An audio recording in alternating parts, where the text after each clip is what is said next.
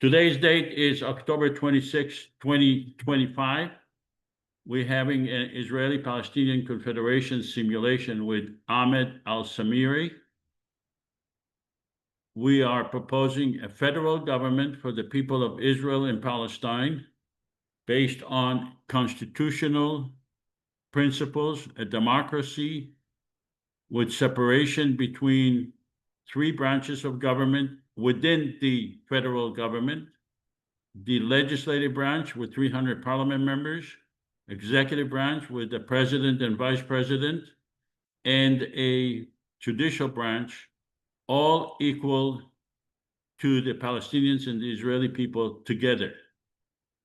The federal government that we are proposing will be independent and separate from the Israeli and the Palestinian government.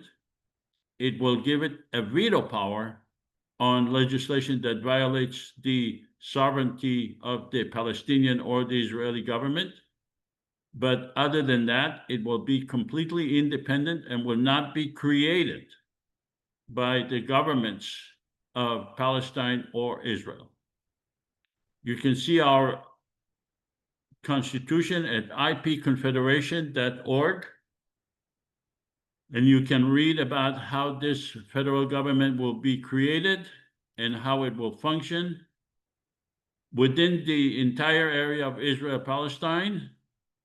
That includes Gaza, the West Bank, and Israel, and how it will function with the separate, independent Israeli and Palestinian government.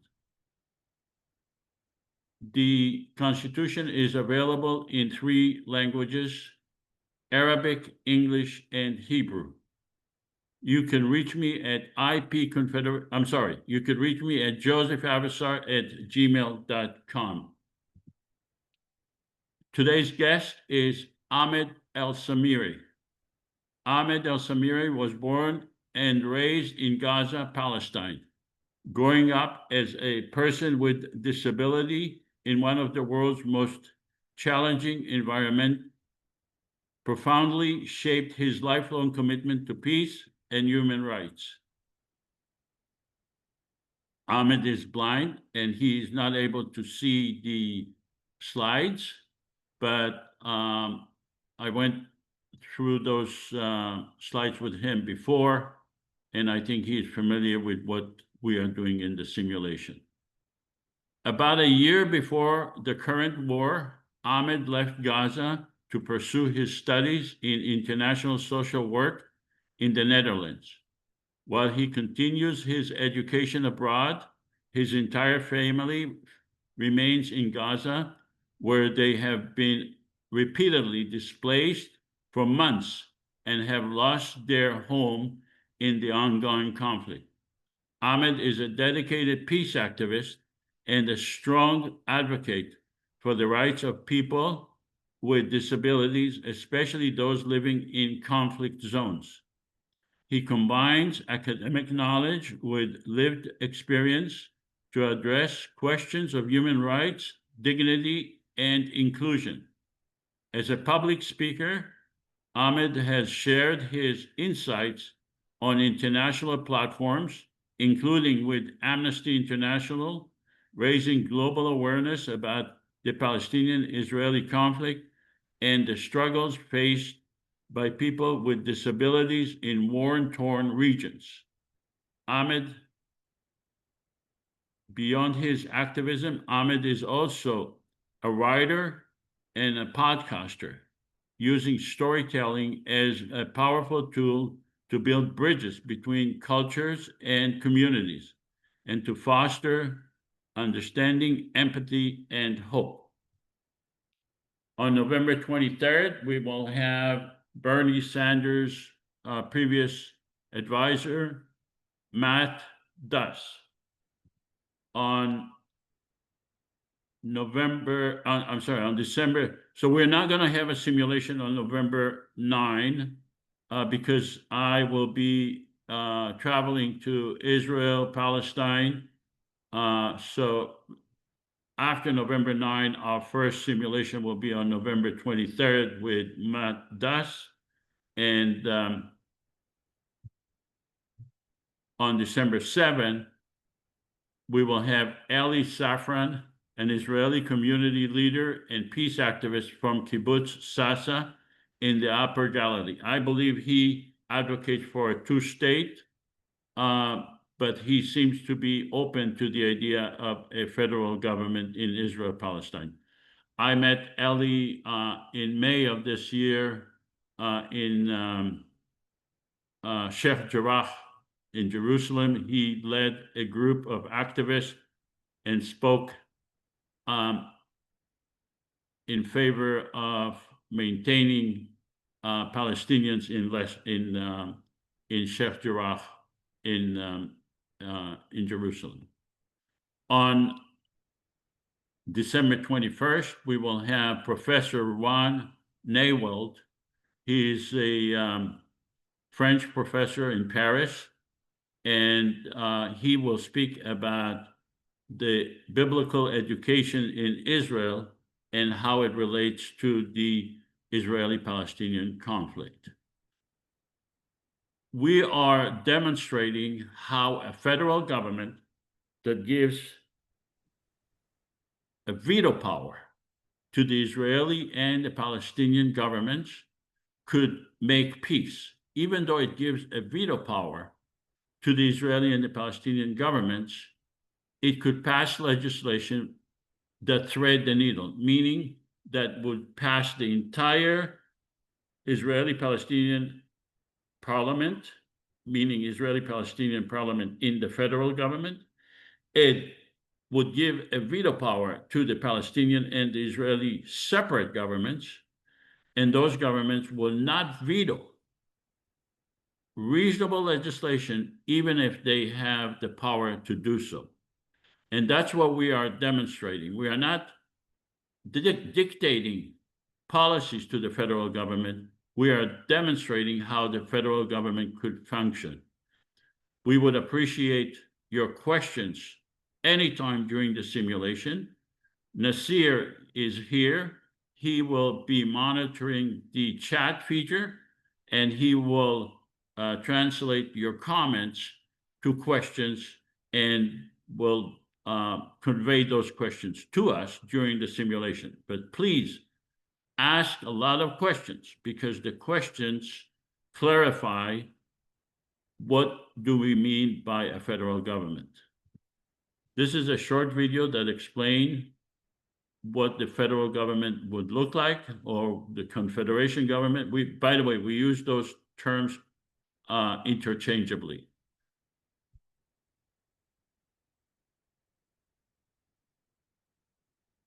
The conflict between Israelis and Palestinians has endured for generations, and instead of time healing the wounds, it's only caused the anger to fester and the violence to grow. But what if there was a way to alleviate the tension? Something that may not outright solve every problem, but at least create a forum that encourages a peaceful compromise. Welcome to the Israeli-Palestinian Confederation, a common third government between the Israeli and Palestinian citizens, specifically designed to foster peace, tolerance, and economic prosperity between the two nations. Here's how it works. First off, both Israel and Palestine will keep their respective governments. Israel's Knesset and the Palestinian National Authority will remain unchanged. The Israeli-Palestinian Confederation, IPC, will be a third entity acting as a unifying agent between the two. The IPC will comprise 300 parliament members elected from 300 districts in Israel, the West Bank, and Gaza. Above them will preside a president and vice president, one Israeli and one Palestinian. In order for the IPC to pass a law, it will require a 55% majority from its Israeli representatives, as well as a 55% majority from its Palestinian representatives, thereby preventing either side from monopolizing the legislature.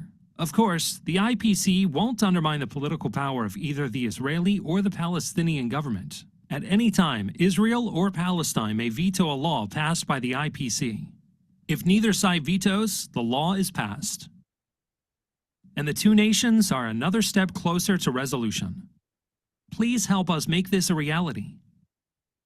The Israeli-Palestinian Confederation, We might speak different languages, but we all mean the same thing. So let's conduct a short survey to ask you, the audience, to vote at this time. Do you support a federal government in Israel and Palestine? And we will compare this survey to another survey at the end of the simulation. Please vote. If you support the federal government, vote yes. If you do not support the federal government, vote no. Giving you 15 more seconds to vote. Please vote. Do you support? Yes. Do you not support? No. Okay. All right. Publish the vote. 13 out of 14 voted yes. That's 93%. And 1 out of 4 voted no. 1 out of 14, I'm sorry, voted no. That's 7%. And we'll see if we can change that by the time of the end of the simulation. Hey, Joseph. Yes. Shlomo Orr wrote that he's not able to turn on his camera, and I looked at the settings and I don't see how to do that. So if Dan is here or you, is there a way for allowing people to turn on their camera if they wish to do so? I don't know. I think that I'm looking at the settings. I don't see. So is anybody else not able to turn on their camera? Is it just him? Here, let me try. it's probably his computer rather than. No, I don't see anybody in the camera. This is very first time. Okay, I see now Anne. Okay, so Anne is able to do it. So that means Shlomo, it's from your end because I looked at all the settings. It looks like everything's working. So Okay, so the Oh, there you are. Okay, now it's working. it's working now. Okay, awesome. Somebody did something. Okay.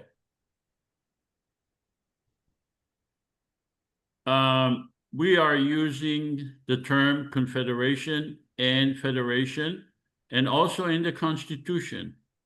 As far as we are concerned, it is defined by the confederation and federation is the same, and we are using those terms in the same way alternatively in the Constitution. This is the heart of the simulation. We are asking you to make assumptions. After these assumptions are accepted, we are moving on and pretending that we have chosen a federal government and we will be functioning as if we are a federal government. That's what the simulation is all about. So the first thing that you need to assume is that we were able to obtain major funding to create a platform for the people of Palestine and Israel, the 14 million in Palestine and Israel, that includes Gaza, the West Bank, and Israel, excluding children, to vote. That they will be able to vote not one day, but to vote at least 3 months, or until each and every district elected a parliament member. And that the major funding will be used, and I am estimating it to be about $100 million, to create a campaign promoting the elections and advising the people of Israel and Palestine the benefit of this federal government. You will also have to assume that 5 million people voted and 3 million of them are Palestinians and 2 million Israelis. In other words, 5 million people of the entire area have voted. You will also have to assume that the president received 1.5 million votes, that me, Joseph, was elected president. I never intend to run as president. I'm not qualified under the Constitution, because under the Constitution, you have to be both a citizen of either Israel or Palestine and a resident. I am not a resident, therefore I'm not qualified. But for the purpose of the simulation, please assume that I am qualified and I received 1.5 million votes. And from now on, in this simulation, I am going to pretend that I am the president.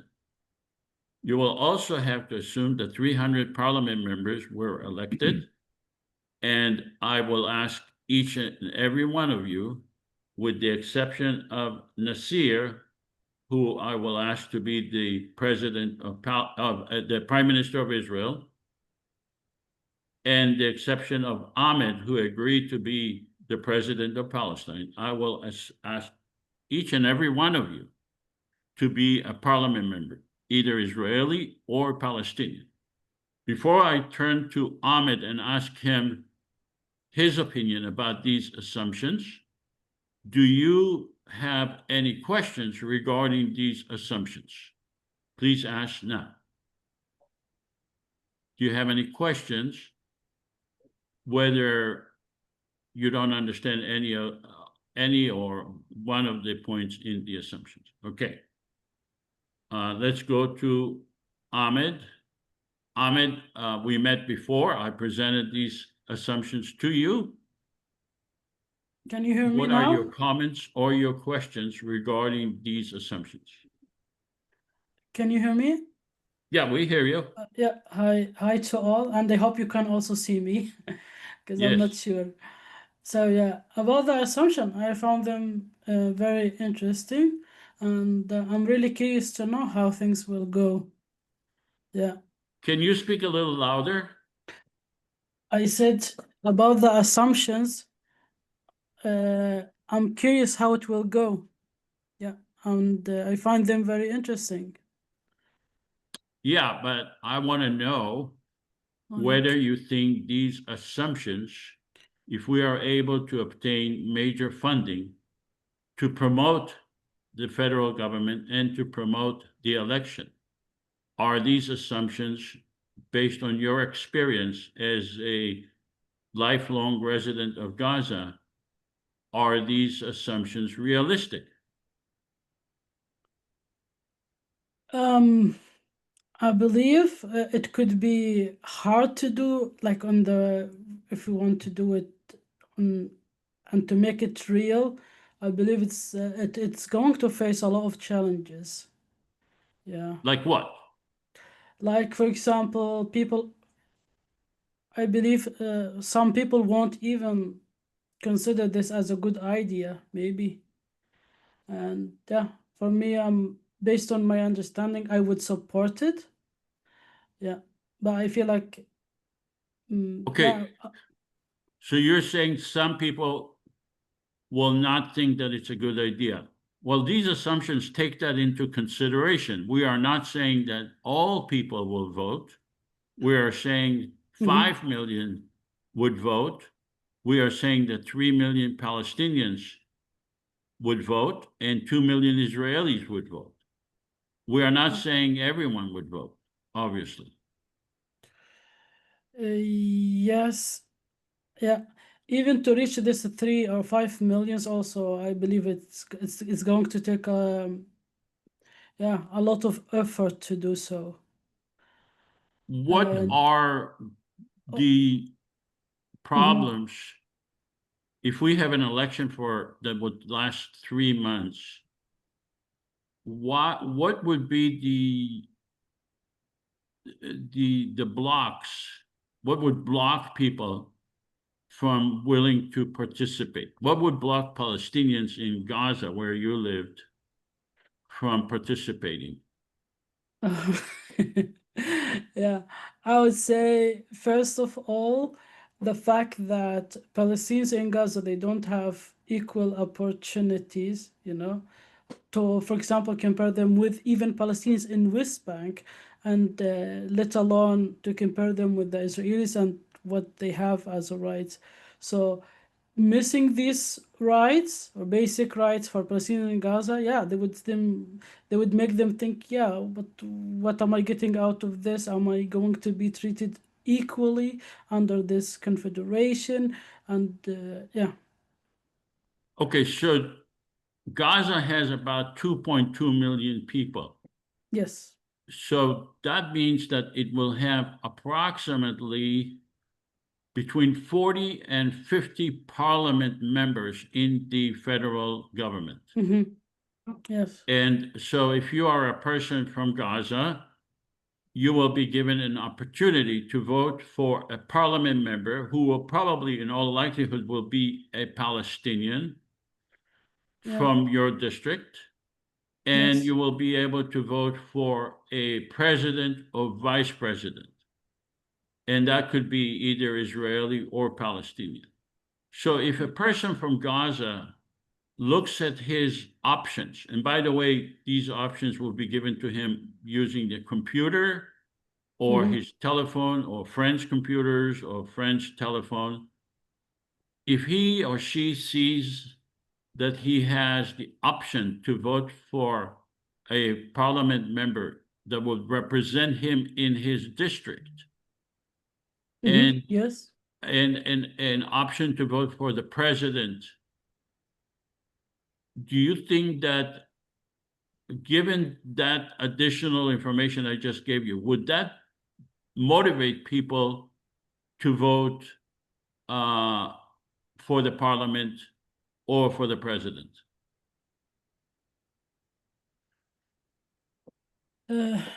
Yeah, I would say that they would be motivated, but also if they understand what is the outcome of this election and what are they getting out of this. Okay.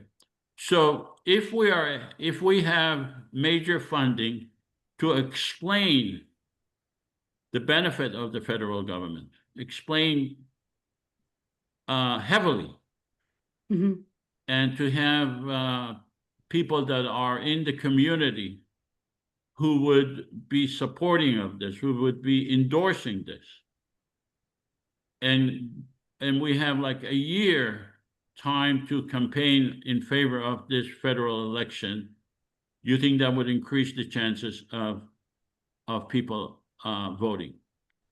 I think it would, but have in mind people in Gaza like went through the war for 2 years, and to regain their trust again, to do such a thing, it will require a lot of effort. So who did they lose trust with, and why would they attribute their loss of trust to this federal government? Who do they lose trust with? So, okay, I'll tell you. So, like this federal government is putting Israelis and Palestinians together. Correct. Yes, and it's very simple. As someone, for example, lost his family, and they came to him or to her and tell her, yeah, there is a government and there is a confederation and the simulation of how it could work. And of course, they're gonna tell me my wound is not even healed. I'm not even, yeah, I don't believe in this. So this is maybe the most common scenario you would be faced if you, share such an idea with people in Gaza.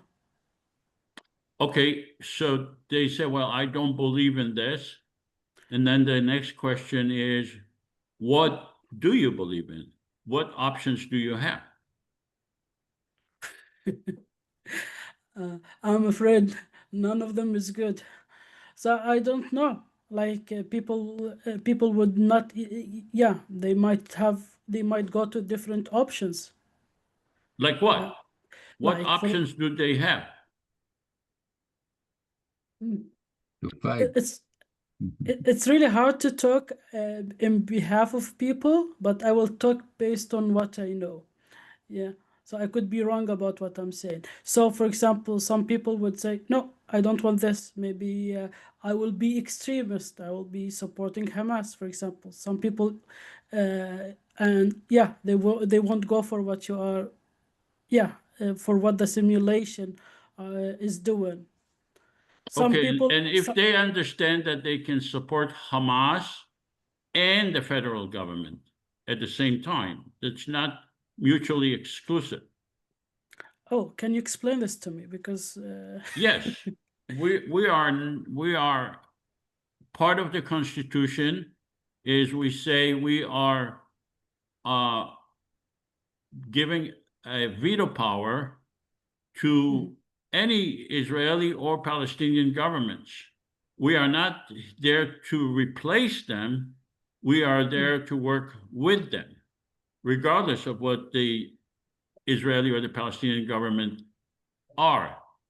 So we're saying, okay, you want to participate in the Palestinian election, or you want to support any organization such as Hamas or Islamic Jihad or the PLO.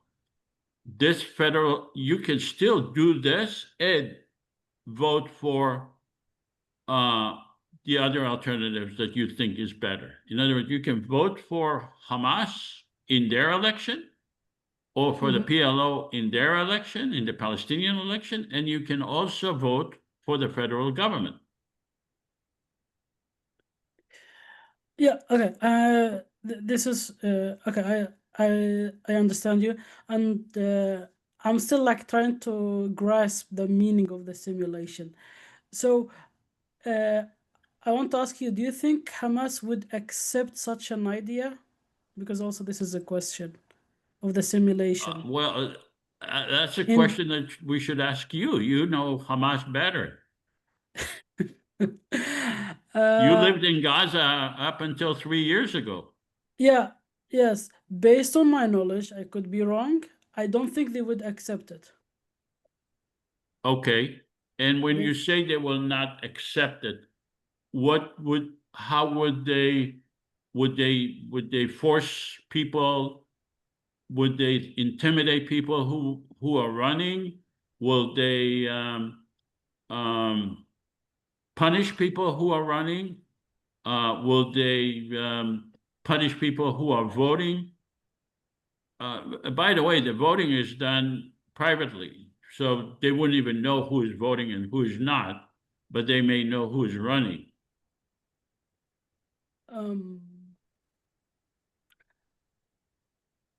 If I'll give you a very simple example. Now, when you ask me this question, I was thinking, would I even join the simulation and talk like this if I was living in Gaza now? And most likely I wouldn't do it because I don't want to deal with the consequences. Okay, So this I is understand. personal So there is opinion. there is I think fear. I think he's There- talking about intimidation. And one thing that and by the way, Ahmed's a friend of mine for over 7, almost 8 years. Ahmed, it's nice Yeah. to see you, brother. Nice to see. And I think we talk about this a lot. And there's a factor, Joseph, that I think Ahmed's trying to express is that there's a factor of intimidation, and not just with intimidation with fear of violence, but you have to understand is that one of the ways that oppressive regimes try to control population is controlling things like access to food, access to jobs, access to things. And when you have this element, it also can control people and how they're going to participate in such things. And I think this is what Ahmed is touching on. Ahmed, Yeah. if I'm speaking for you a bit. Yeah. But No, Yeah. yeah, perfectly. This is So one of the remedies that we have for that is that the election will not end until each and every parliament district elect a parliament member. So the federal government could function even if it does not fulfill the 300 parliament members, and each district will be able to continue to vote because the political reality could change until we actually vote for parliament in each district.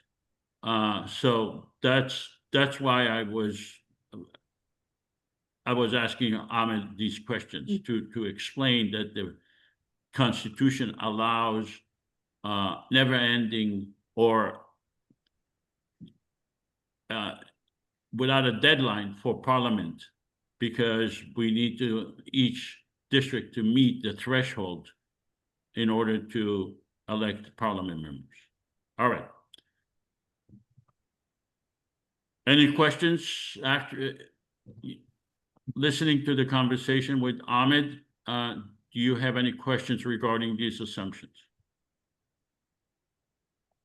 Ahmed, are you willing to accept those assumptions for purposes of the simulation? Yep. And you are, we discussed that you are willing to be the president of Palestine during this simulation. Yes. And I have asked Nasir to be the prime minister of Israel during the simulation. All right. So this is the area, total area we're talking about. This is the area of Gaza where Ahmed is from. And I believe Nasir is from this area in Jerusalem.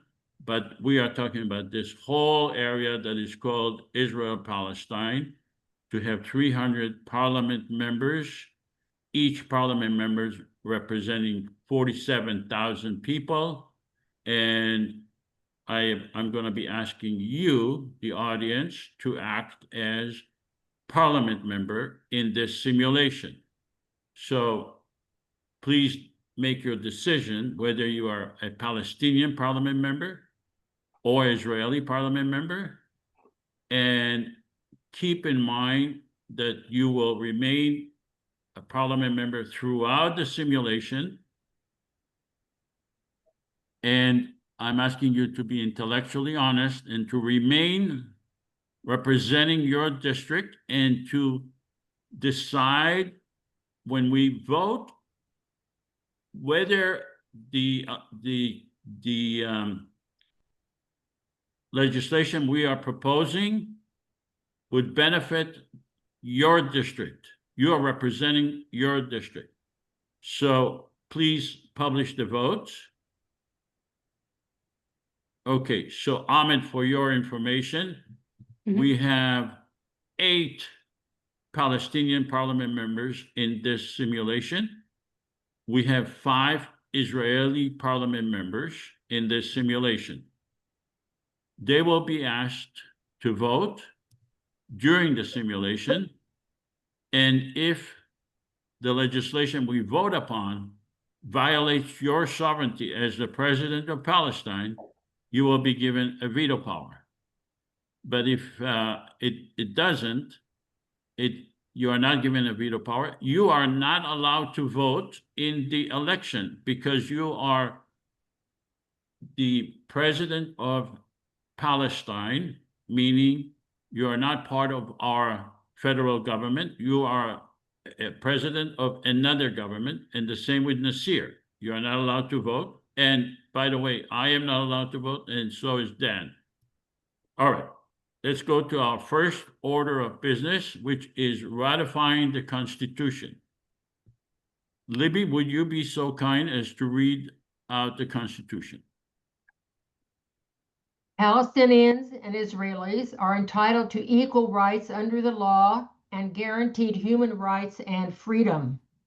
The Israeli-Palestinian Confederation does not intend to supersede or supplant the Palestinian or Israeli governments, nor to abrogate or undermine any agreements between those governments.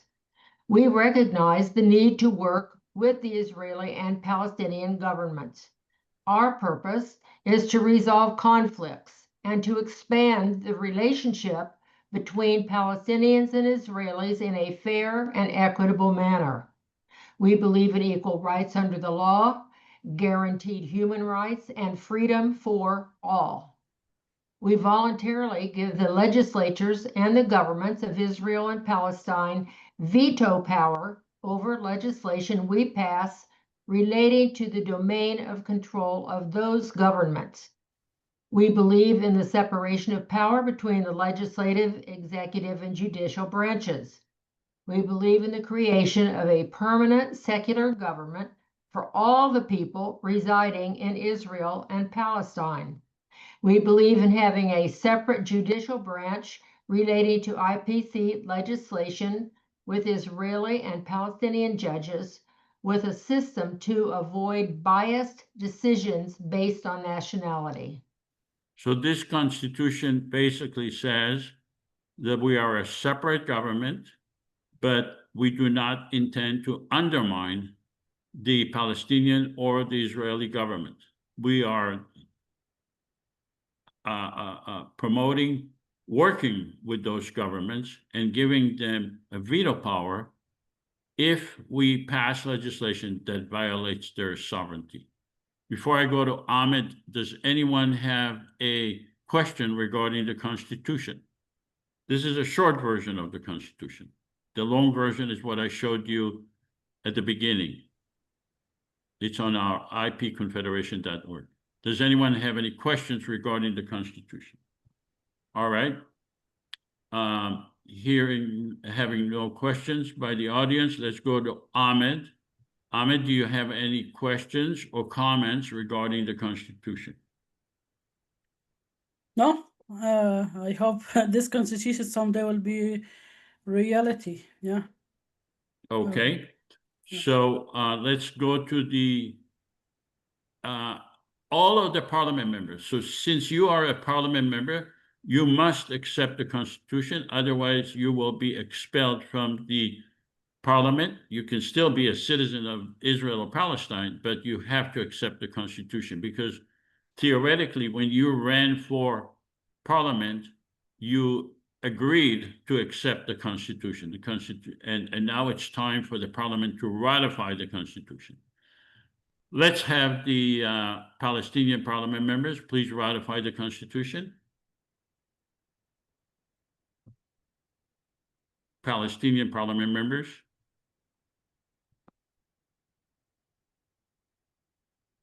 Ten more seconds to ratify the Constitution. Okay, publish the vote. 100% of the Palestinian parliament members accepted the Constitution. Let's go to the Israeli parliament members. Please accept the Constitution. The Constitution means these are the ground rules of our parliament, how we agree to pass legislation, the basis upon which we agree to pass the legislation, and we are not able to pass legislation that violates this Constitution. So each parliament members who agreed and swore allegiance to the Constitution is required to pass legislation that follow and does not violate this Constitution. All right, publish the vote on the Israeli parliament members. 86% of the Israeli parliament members voted yes in favor of this legislation. One person voted no. That person is unfortunately going to be expelled from the parliament because he is not willing to pass legislation or to commit himself or herself to passing legislation that are aligned with this Constitution. So the person who received the second number of votes of his or her district will become a parliament member, provided they accept the Constitution. But that person who voted no is expelled from the parliament, is not accepted to the parliament, and will not be able to vote. All right, let's go to the, so this is a momentous occasion in the history of humanity. This is the first time in the history of Israel-Palestine, or in the history of humanity, that a democratic government has been elected based on a constitution, legitimately elected, meaning that it gave the people who reside there the right to vote as equal. There is never been a legitimately elected government in the area of Israel-Palestine. The Israeli government is not a legitimate government in Israel-Palestine because it precludes the Palestinians from voting, even though they are under Israeli control and have to obey Israeli law. The Palestinian governments have never given the Israelis the right to vote. And the last time they had an election was 20 years ago. We just passed a constitution. We just had a vote. We allowed the entire area of Israel, Palestine, the right to vote, excluding children. We received 5 million votes. That means that we are a legitimately elected government in Israel, Palestine. And this is a momentous occasion in the history of humanity. It removes the collective stigma against Israelis and Palestinians that we are not capable of living in democracy, that our religion is preventing us from accepting democracy. What we have just done removes that stigma. It provides huge political capital to me as the president and to you as the parliament members. Political capital that you can spend within your district, nationally and internationally, and I intend to do so as the president. It gives the Israelis and the Palestinians new self-image that we are not a monolithic society, that we are capable of determining what's good for us, and we have accepted democracy despite our national or religious differences. And so congratulations, this is a momentous occasion. Let's go to the first order of business, actual business after the Constitution, and that's giving a veto power to the separate Israeli and Palestinian government. Before I go that, Ahmed, do you have any questions up to now or comments?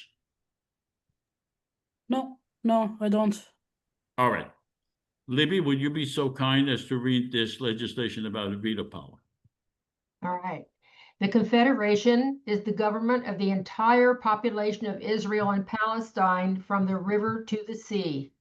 We recognize the Palestinian and Israeli governments and are seeking their cooperation to implement our vision for peace by giving them a veto. We will do our utmost to satisfy the essential needs of each government. We are pleading with the Palestinian and Israeli public to understand that while we would like to pass the best legislation possible to improve their lives, under these constraints, a perfect legislation is not possible. We hereby bestow a veto power relating to legislation affecting sovereignty to the following: the government of Israel on issues in which it is indispensable, the Palestinian government on issues in which it is indispensable, and in the event of changes in the entirety of the Israeli or Palestinian governments, this legislation may be amended or repealed subject to the IPC Constitution. The Parliament will decide on indispensability. Vetoes may be bestowed individually or collectively. So we are acknowledging that we cannot pass perfect legislation. You as the parliament members agreed to give a veto power to the Israeli and the Palestinian government. That's an acknowledgement that the legislation we pass may be vetoed, but nevertheless you agree to that. That means we cannot pass perfect legislation, because even though we would like to pass veto legislation, perfect legislation.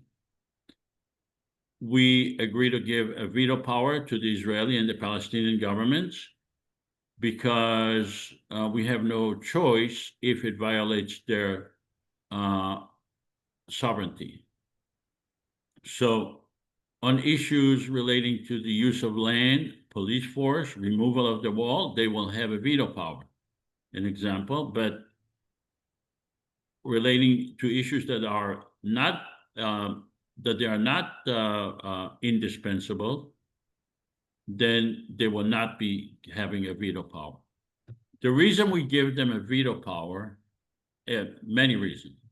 First of all, the veto power gives a safety net to the people of Israel and Palestine, and therefore, if they have a safety net, they are more likely to participate as voters and as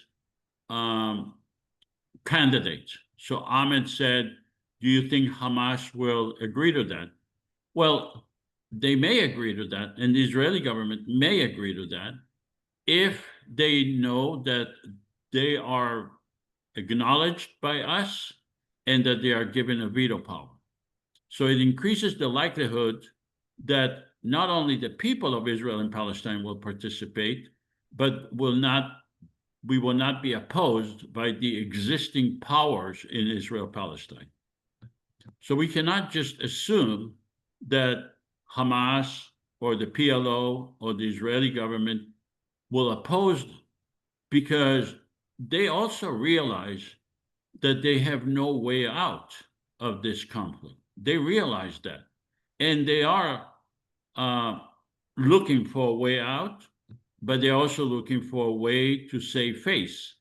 The federal government will give them that opportunity, and they may take that opportunity, especially when they would see that the other government that they oppose is not opposing to that, is not opposed to the federal government.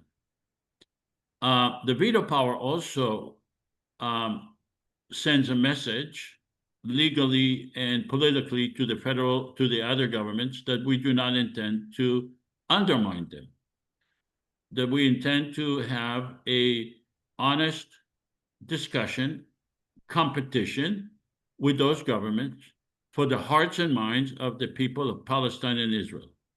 And it gives legal protection to the candidates. In other words, legally, the existing governments cannot accuse people who run for parliament or president of being subversive or trying to undermine them, because quite to the contrary, we are giving them a veto power. And the veto power compels us, the federal government, to pass legislation that would be least objectionable to the existing powers, that treats them with respect, even though, quite frankly, they are not legitimate, but it treats them with respect, and it creates a platform for negotiation with a deadline. Ahmed, do you have any questions, or does anyone, let's go to the audience. Do you have any questions regarding this legislation of veto power? All right. Ahmed, do you have any questions or comments regarding the veto power? No, I see it is fair. Yeah. Are you now less worried about your initial complaints that Hamas may not agree with this?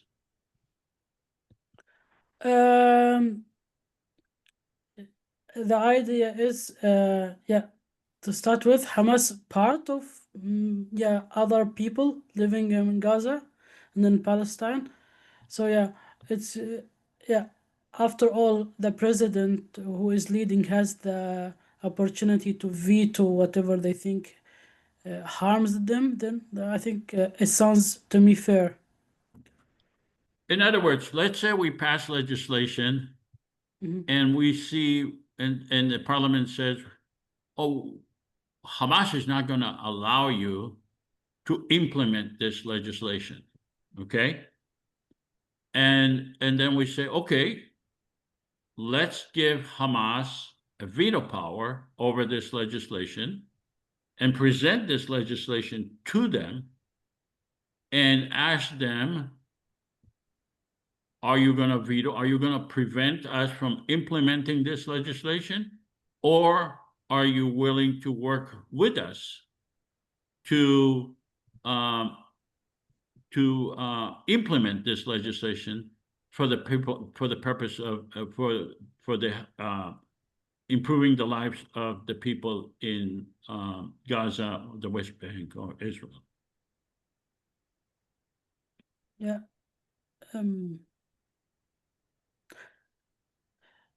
The question is if whether they will accept it or not.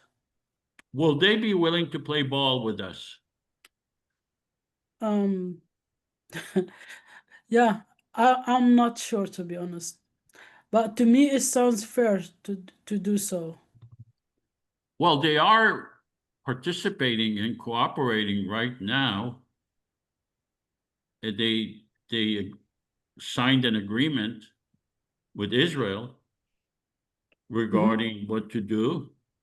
They are cooperating, seems like have a decent relations with the President of the United States. They are speaking publicly about their concern about the Israeli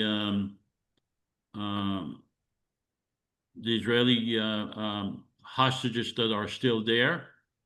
So they are concerned about their political image, are they not? Of course they are, yeah. But also, if you are considering the current situation, part of it also they are forced to do so. There are a lot of pressure. Okay. Forced by whom? By the whole situation they are going through now. Because if you mentioned the Trump and the agreement, and it was the agreement, like last thing, take it or leave it. If they didn't accept it, yeah, everything will be destroyed, and they're gonna lose Gaza, and they're gonna lose more and more. So this is my understanding of So the situation. you're saying they would only be willing to cooperate if they are faced with total destruction. No, that's what Israel is presenting to them. Well, I think Ahmed is saying the same thing. No, I was telling you that, like, I was referring to the agreement, the last ceasefire happened. That was it by Trump. He said like something like either you take it or we're gonna destroy everything. So they were forced to do so. Mm-hmm. Yeah. Okay. Do they present themselves as the people who want to do good to the people in Gaza, as the government that wants to do good to the people of Gaza? Are they concerned about their political reputation, or do they have political considerations?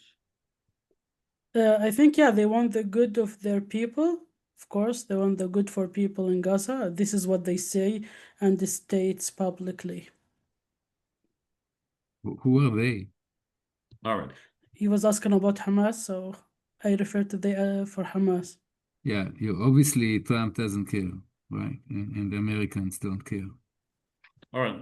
Let's take a vote on this veto power.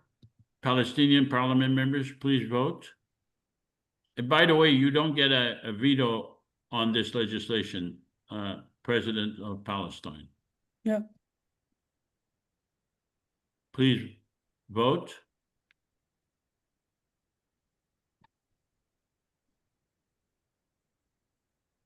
These are Palestinian parliament members only. Publish the votes. We need 55% of the Palestinian parliament members to pass the legislation. We got 88%.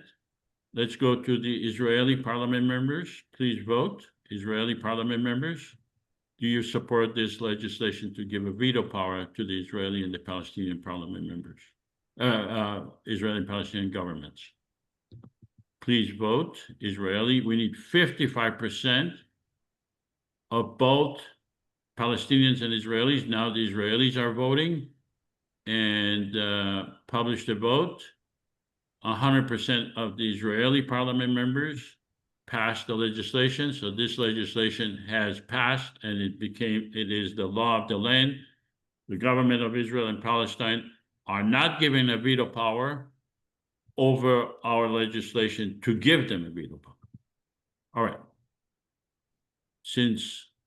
Let's pass the first legislation, which is declaration of governance, ceasefire, and reconstruction. There isn't a government, legitimate government in Gaza. We are proposing to be the government of Gaza. Let's have, Libby, would you be so kind as to read this legislation? This is the Declaration of Governance, Ceasefire, and Reconstruction. 1. The destinies of the Israeli and Palestinian peoples are inseparably linked, and only a unified government can restore peace and stability. 2. The IPC declares an immediate and unconditional ceasefire and demands the immediate release and return of all political prisoners in both Israel and Palestine. 3. The IPC launches a national reconstruction campaign to rebuild thousands of homes, roads, hospitals, civic institutions, and critical infrastructure, enabling the prompt return of displaced populations to their communities. 4. The IPC proclaims the restoration of law, order, and civil society as a national priority, recognizing that peace is not possible without justice and social stability. 5. The IPC shall retain authority over the Gaza Strip until a new and freely and fairly elected Palestinian government assumes power in Gaza in accordance with democratic principles. 6. All legislative, executive, and judicial decisions related to Gaza shall be enacted by the full IPC government under the IPC Constitution. And 7. The IPC calls upon the international community, including the governments of Israel and Palestine, to provide a $50 billion grant to fund this urgent reconstruction and reconciliation effort. The governments of Israel and Palestine are given a veto power over this legislation. All right. So we are proposing to be the government of Gaza that would include the government of Israel, the whole area. We are the government of the whole area. We've been elected by 3 million Palestinians. We have 45 parliament members in Gaza that were legitimately elected. We are accepting that the Palestinian government will be the government of Gaza as well if they have an election and democratically elected. But until that time, we are the federal government that includes Gaza, and we want to manage Gaza, and we want to obtain $50 billion grant from all the countries around the world, because we have a government that was elected in Israel Palestine. We are the legitimate government to reconstruct Gaza and southern Israel. Does anyone have any questions regarding this legislation before we go to Ahmed as a commentator, and then we'll go to him as the president of Palestine to see if he's going to issue a veto? Does anyone have any questions regarding this legislation?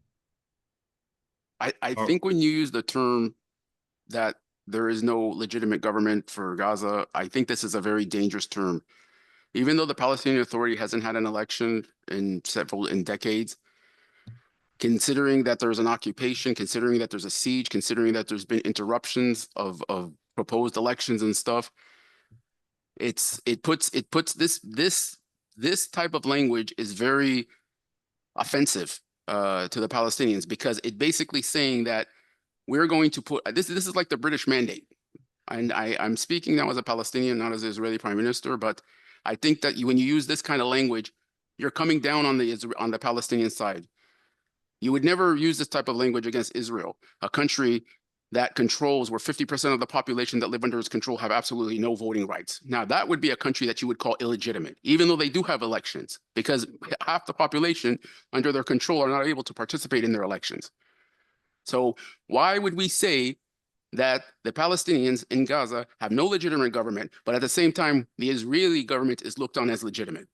This is really I agree lopsided. with you. I agree with Yeah, you. but you're saying this Both, language, Joseph. You cannot say this language. The Palestinian Authority is a legitimate government recognized by 157 nations around the world.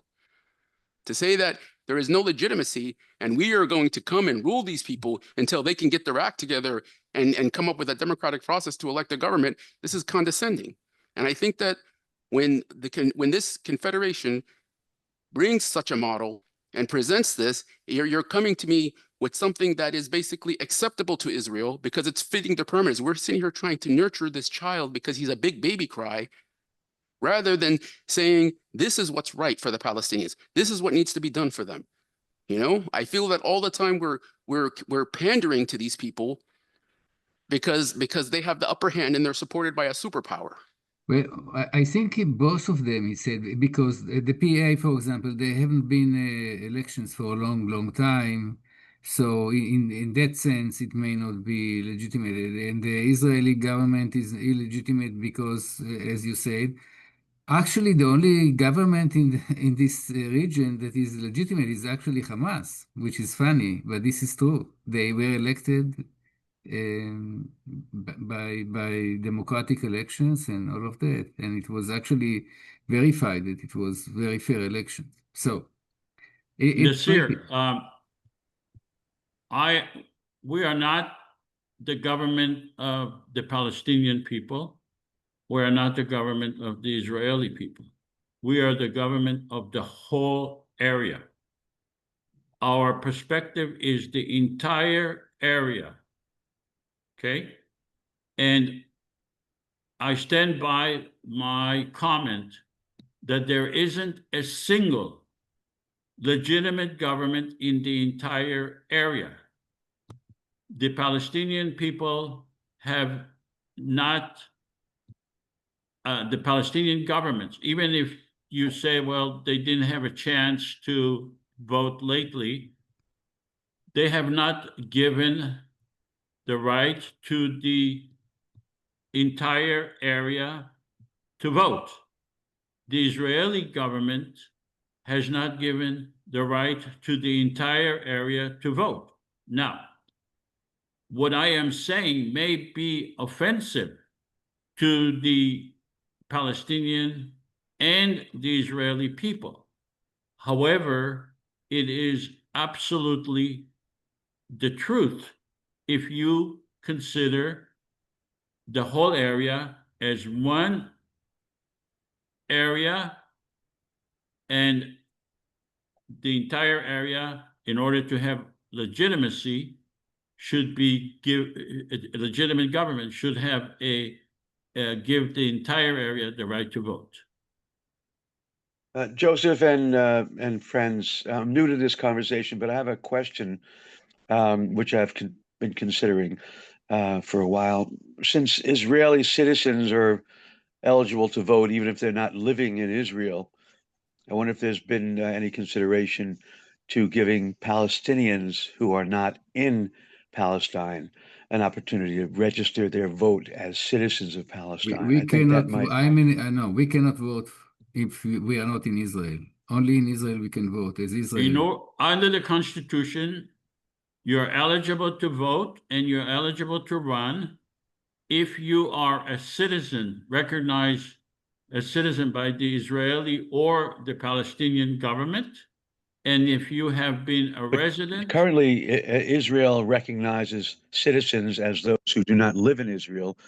Is it the case that Palestinians recognize Palestinians who do not live? Yeah, but in Israelis Palestine? living abroad are not able to vote. You have to be, even if you're an Israeli citizen, You have to be living both in a Israel. citizen and a resident for 180 days of either Israel or Palestine. Okay, thank you. Sure. Okay, any other questions or comments regarding this legislation? I have a question. The Palestinians who were exiled and they were forced and they are not able to go back, like I thought those people would have a vote, or because the Israelis, they can go back whenever they want and they are welcomed, while the Palestinians are not. Correct. This is why we said you have to be both a citizen of Israel, Palestine, and a resident for 180 days. So if you're not a resident for 180 days, you're not allowed to vote. Now, go ahead. I believe like there are one party, the Israeli side, like they can do it whenever they want, but the Palestinians, they are not allowed. They cannot go back or they cannot claim. Yeah, are you basically saying that the Israelis could come to the country for the purpose of voting and the Palestinians cannot? Yeah, the Israelis, if they want to do it, they can. The Palestinians, they cannot. Yeah, I agree. That's true. But they will have to stay for 180 days, be resident for 180 days. And even if they do come in, it wouldn't really make a difference. It really makes no difference how many, if there are more Palestinians or more Israelis, because there is a total number of Palestinian parliament members and a total number of Israeli parliament members. What I'm trying to say is that even if you get more Israeli parliament members than Palestinian, there will not be additional political power to the Israelis, because you still need 55% of the Israeli and 55% of the Palestinian. So let's say we elect 170 Israeli parliament members and 130 Palestinian parliament members. They would not have, the Israelis would not have any political advantage from that, because you still need 55% of the 170 and 55% of the 130 to vote on the same legislation. So there is no incentive to try to get more of one nationality over another. Okay. Heather? Thank you, Joseph. I just want to raise the concern that in regard to citizens who are not in the country, on the Israeli side, can't vote unless they've been in the country for 100. What about the Palestinians who have been forced to leave Palestine under no choice of their own? That seems like an issue worth considering in terms of voting. Yeah, those Palestinians will not be allowed to vote. This is not a Palestinian government. This is a government that would be created for the people of Israel, Palestine, those who reside and are citizens of Israel, Palestine. Can there be The some? Palestinian governments still have the choice to give those Palestinian refugees the right to vote. They are representative of the Palestinian people. They have never given the Palestinian refugees the right to vote. And the Israeli government will also, representing the Israeli people, will also be able to give those Israelis that do not reside in Israel the right to vote. So They've never given them the right to vote But in the here's past. the issue. The issue is this, is that Israel is able to set its own immigration policy so that Jews from around the world can come and become citizens and live in the state of Israel. Now, considering that, would the Palestinian Authority be granted that same right? And when you say the Palestinians have not done that, for example, Palestinian Authority has issued Palestinian passports to people in Lebanon. However, these passports are not valid for them to come to the state of Palestine. So in a sense that, to answer Heather's question, would be that the Palestinian Authority if it was granted the right to allow citizens and Palestinians to basically to set their immigration policy so that Palestinians can return to the territories under their control and to live and become citizens, then we can say it's a fair way to say that we apply the voting rights to those who are both citizens and residents. However, if one side is able to allow immigrants to come and set their own immigration policy while the other one isn't, this, of course, is going to raise inequality issues. We are talking about the right to vote. And under the Constitution, the only people who will have the right to vote and the right to run for this federal government, which is a different government, it's independent of the Israeli or the Palestinian government. It's not a Palestinian government. It's not an Israeli government. It's a government designed to give peace to the people who reside and are citizens of Israel, Palestine. Now, like I said, the Palestinian governments can give the right to anyone they want to vote for that government. So is the Israeli government. You're mixing things that are not related to our federal government. All right, let's go to the, Ahmed, do you have any more comments? I have a question. Can you hear me? Yes. So I'm curious to know, what does the simulation confederation think of the right of the return for Palestinians who are in the diaspora? We are proposing a federal government that would make decisions based on a consensus of 55% of the Palestinian and 55% of the Israeli parliament members. We are not proposing that how this federal government will decide all the issues, including the right of return. But we are simulating sometimes that issue, not because we are dictating or intend to dictate to the federal government how it should resolve those issues, just to show that we are the only government that would be able to deal with that issue head on and may be able to resolve it. But we are not dictating any policies. We are saying the federal government, once it is elected, will have its right to vote on that issue. Mm-hmm. Does that answer your question? Yeah. All right. I Shlomo, you have a question. Yeah, because you and I can go to Israel and vote. Palestinians cannot go to the West Bank or Gaza and vote there, right? There is still a difference here. I'm not saying that we cannot live with it, but there is a difference. Maybe How we is should. that related to what we are proposing as a federal government? Yeah. What I'm saying is that maybe we should expand it to diaspora, to Israelis and Palestinians in the diaspora to be able to vote. Just a thought, because there is inequality.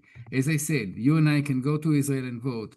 Palestinians cannot go to the West Bank and vote necessarily, and they don't. Yeah, you can. Okay. The problem is that you want both Palestinians and Israelis to accept the federal government and to participate in it. Once you allow people that have not lived there to vote, especially for Israelis to say, well, Palestinians in the diaspora will vote. First of all, they do not live in a district. This is a federal government that is based on districts. Okay, it's so a parliament member who represents his or her district will be obligated to his or her district. It makes no sense to have people around the world voting if they do not belong to a specific district, have not been there.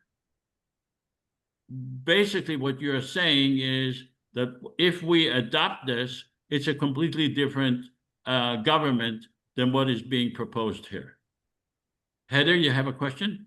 Yes, thank you. Well, actually, I would propose that, as challenging as it may be, that at a future time there would be discussion about some type of an alternative from a specific district, given the type of situation we're dealing with in Palestine. It's an extraordinary situation, and that those who have been forced to flee really do deserve to have some say in the governance. And so I believe that it's warranted to actually create a new category that would be a stand-in of some type for a district. As difficult and challenging as it is to contend with this, try to come up with some accommodation that would be fair, is my proposition. Yeah, I totally agree with you. And we are proposing samples of, we're proposing legislation in the simulations for the right of return, for partial right of return, for a combination of a right of return with a partial right of return and compensation. But like we said at the beginning, we are not able to pass perfect legislation. We agreed to be constrained by the Israeli and the Palestinian governments in order to pass legislation that would benefit the people of Palestine and Israel right now. Now, the only entity, in my opinion, that would be able to deal with the right of return, it would be the federal government. The Israeli government has never been able to deal with the right of return, totally ignored it. And the Palestinian governments have never been able to deal with the right of return. They didn't ignore it, but they have not been able to undo the harm that was done to the Palestinians. This would be the only government that would be able to deal with that issue, because we will have Palestinian and Israeli parliament members as equal in the government, and they will have legitimacy from the people of Israel and Palestine, and they will have the responsibility to deal with that issue. In all likelihood, Palestinian parliament members would insist that this issue would be dealt with, and rightly so, and it should be done. And this is a good formula for that issue to be dealt with. All right, let's go to the Palestinian parliament members. Please vote on this legislation, and then we'll give a veto power. Palestinian parliament members, please vote on this legislation.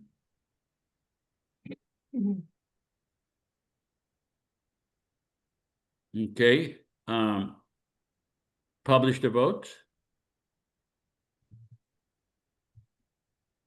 88% of the Palestinian parliament members agreed with this legislation. Let's go to the Israeli parliament members. We need 55% of each. Israeli parliament members, please vote on this legislation. Remember, it also benefits the people of Israel and southern Israel. Please vote. 5 more seconds to vote. Okay, publish the vote. 60% of the Israeli parliament members voted on this legislation. So we have an agreement by the Palestinian and the Israeli parliament members on this legislation. Let's go to the President of Palestine. Mr. President of Palestine, are you going to veto this legislation? No, I agree with that. Okay, let's go to the Prime Minister of Israel. Mr. Prime Minister of Israel, are you going to veto this legislation? As Prime Minister of Israel, Bibi Netanyahu, from my mansion in Caesarea, which I'll put a picture of here just to make it clear that this is him speaking, not me. I would, of course, reject this legislation. There's several flaws in it. that doesn't provide the security that is essential for Israel, including the complete dismantling of Hamas. I do not see anything mentioned about Hamas and Hamas's removal from power. I don't see anything about how Israel is going to guarantee and secure the borders around the entire Gaza Strip, including its border with Egypt, so that weapons are not being smuggled. I don't see any provisions that call for the dismantle and destruction of these terror tunnels. So there's, yes, lots of problem with this. This is unacceptable. Well, Mr. Prime Minister, you already accepted this legislation. You agreed to withdraw your forces. You agreed to a ceasefire. We agreed to a ceasefire You under the agreed. 20-point plan, which President Trump himself has committed to me that there will be no Hamas, no military, no Hamas involvement in the government, and that they will give up their weapons and either accept living with in an unmilitarized state or be exiled. And we have control of our borders. We have a what is it, a few meters around perimeter around all of Gaza. You agreed with Hamas. You agreed to pull your troops. You agreed to a ceasefire. You agreed to exchange of prisoners, and in fact, you did exchange prisoners with Hamas. You agreed to do all of that without dismantling Hamas. You have not been given Hamas's weapons, But we're in phase one. This is phase one. When we get to phase two and phase three, we will achieve the goals of our war, which is the complete dismantling and removal of Hamas from Gaza. Otherwise, we will return to war and we will act appropriately. But you have no plan. Are you basically saying that for you, phase two is to dismantle Hamas? I believe it's very clear. The international 20-point plan calls us. The international, what do they call it? The International Security Force. It would be either their job, and President Trump has made that clear. Either Hamas will disarm or we will disarm them. And the state of Israel is ready to continue the task to secure the lives of Israelis.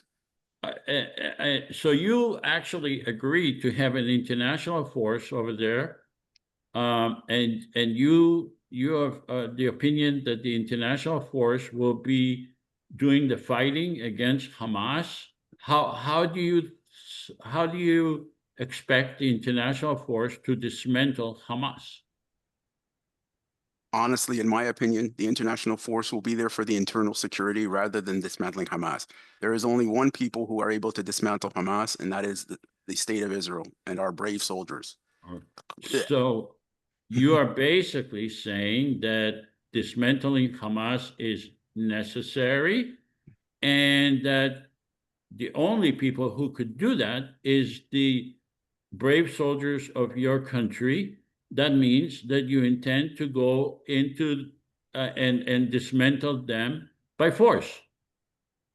Yes. That's basically what you're saying. Yes. Okay. All right. So we are going to, this is very interesting. You're basically going to violate the spirit of the agreement that you reach with Trump. I am the president of the whole area, and I will be working hard for you to be removed as prime minister, because you are promising more violence and more wars and ignoring the agreement that that was reached by President Trump. Joseph, since the ceasefire, more than 890 Palestinians have been killed. Homes are continuing to be destroyed. We have continued. 600 trucks were supposed to be permitted daily into Gaza Strip. We haven't even allowed more than 1,500 since this 16-day ceasefire has taken place. Do you honestly think that you have more pull than President Trump over our state and our security? I didn't say that. I am saying that we could work with the international community to remove you as the president, as the prime minister, and to work with someone my more obligation reasonable. My obligation is to the people of Israel and its security, not the international anti-Semitic United Nations or any other international organization. I agree. We are the state And of Israel. We're responsible for our security. I totally agree, and I think that you are violating, and that you are a danger to the Jewish people and the Israeli people. And that's why I will work hard to have you removed from being the prime minister. Let's go to Sean. Sean, did you have a question? All right. So we are just demonstrating how this could work out. If we have a federal government, let's go to the next legislation, and that's joint economic zone. Libby, could you please read the joint economic zone? All right. The Joint Economic Zone, or the JEZ, between Israel and Gaza. Exclusive IPC management and control in cooperation with the existing governments. A common economy. Education, industry, banking, agriculture. Sewer treatment, desalination plants, solar farms, wind power, and green energy. International airport and seaport. Equally accessible to Israeli and Palestinians. We hereby submit this legislation to the Israeli government, the Palestinian governments. We bestow upon them a veto power which may be exercised in the next 60 days. All right, let's do this fast because I want to go back to Ahmed and have an open discussion. Ahmed, do you have any questions regarding this legislation? As an observer, not as the president of Palestine. No. Okay. If you have any questions, please raise your hand. Otherwise, let's have the Palestinian parliament members please vote on this legislation. Do you support this legislation to create a joint economic zone between Israel and Gaza with joint education, industry, banking, international airports, seaport? Palestinian parliament members, please vote. Publish the vote. 83% of the Palestinian parliament members agreed with this legislation. Let's go to the Israeli parliament members. Israeli parliament members, please vote. Israeli parliament members, are you agreeing with creating a joint economic zone between Israel and Gaza with an international airport, international seaport that would be under the control of the federal government, of our government? Publish the vote. 80% of the Israelis so passed this legislation. Let's go to the president of Palestine. Mr. President of Palestine, are you going to veto this legislation? No, I will allow it to. Okay, Mr. Prime Minister, are you going to veto this legislation? Bibi Netanyahu would veto this legislation because there's a provision in here that disturbs me. Equally accessible to Israelis and Palestinians. Are you saying equal? Like, are you wanting to open a port so they can import weapons and materials to construct tunnels and missiles that will be launched and used to attack bases to attack Israel? We have to control the entire border. The answer to your question is no. Well, it says here equally accessible to Israelis and Palestinians. Who will monitor products and deliveries and supplies that are being imported and fabricated in these zones that will go into Gaza? It says exclusive IPC management and control. That's not good enough. Israel has to have control over this. We cannot allow any organization or outsource our security to anyone. Israel will be responsible for all entry of goods and materials into Gaza. We will not have another October 7th. Will you be willing to work with us to have control over whatever comes and goes in the international airports? As long as we can have our army and our security forces, we can work out an arrangement, but it will require full Israeli control of the borders, entries, and all supplies going in. Okay, so if you have your assurances, in other words, it can be double control. It could be controlled by us. It could be controlled by the Palestinian government and controlled by you if you don't trust our ability Let me to. remind you that when the Oslo Accord came, Israel was co-managing the Rafah crossing. And as soon as Israel left that role and left it to the Egyptians, what happened? We had supplies, making tunnels, I'm missiles, sorry, your things. We example will is not allow not, this. It's is not, exactly is what not, happens. We it's not learn, the we right learn, one. we We learn are from the our federal mistakes. government. The Egyptian is not the federal government of Well, I Israel, understand that, Palestine. but we do not outsource our security to anyone. Israel is responsible for its own security. And All to right. say to rely on anyone, So, including okay. the Confederation, which has influences outside of the state of Israel, is not acceptable to us. Okay. All right. Sean? Yes, can you hear me now? Yeah. So I was fixing my microphone. Something was wrong with my microphone. Anyway, I right now, after the discussion you guys were having, but right now in this current situation, I noticed that Bibi Netanyahu is in hot water right now because he is getting pressure from Trump to withdraw from the West Bank and to put a ceasefire in Gaza, and he's also getting pressure from the Israeli side because Israeli both agreed that they don't want to have a Palestinian state, and then they said to Bibi Netanyahu that you kept your promise that there will no be a Palestinian state, and now with what's going on, it's showing to the Israeli that Netanyahu is not a strong leader. Because all this is going on is like making him look like a bad image to the Israeli, that he's not a good leader for a prime minister of Israel.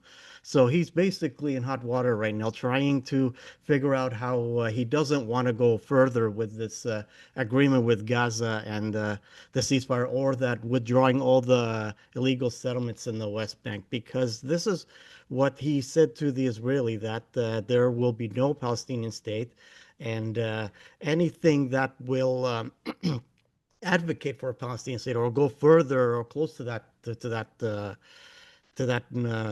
term, that will look bad on Netanyahu. So that's my, and no, I'm not, it's not a conspiracy. So, I Sean, I go on the social media and see them all the time, and what yeah, these Sean, Zionists. let me explain something to you about Israel, maybe that you don't understand. Perhaps a lot of people are upset with me because of the reforms, because of the judicial system. But when it comes to Gaza and this war on Gaza, the Israeli people have my back, and my policy is supported. And polls have shown this over and over again by more than 80% of the population in the state of Israel. When it comes to the war on Gaza, when it comes to blocking a Palestinian state, when it comes to the policies that we're implementing, they support me. Okay. Well, Whether they have supported you before we had the federal government. You are ignoring the fact that we have a change in reality in Israel, Palestine, that 5 million people have voted. You're ignoring the fact that we have 300 parliament members. You're ignoring the fact that we have a president who has received a lot more votes than you ever received in any election. And I have a lot more popularity around the world than your unpopularity around the world. So they used to have your back, but now it's a different reality. my party, all polls have shown that my party will still be the largest party in the Knesset if elections were held today. Whether or not I'm prime minister or not is irrelative. Yeah, but The they'll policy, have to. the policies, the Okay. policies that I'm advocating is even supported by Yair Lapid, for example. He takes the same measures. When it comes to Gaza and when it comes to the security of Israel, we're a unified country. Yeah, but you're using surveys and public opinion way before our federal government has been created. Your information is outdated. All right, let's go to the next post-simulation survey. After participating in the simulation, do you support a common federal government in Israel, Palestine? And disclosure, I was acting as Israeli prime minister, not as Nasir. Yeah, I think we understood that. Okay. And you did a You do a very good job. Ahmed, do you see what these guys do to me? You're muted, Ahmed, by the way. Ahmed, you're muted. Yeah, I was doubting who is talking, to be honest. All right.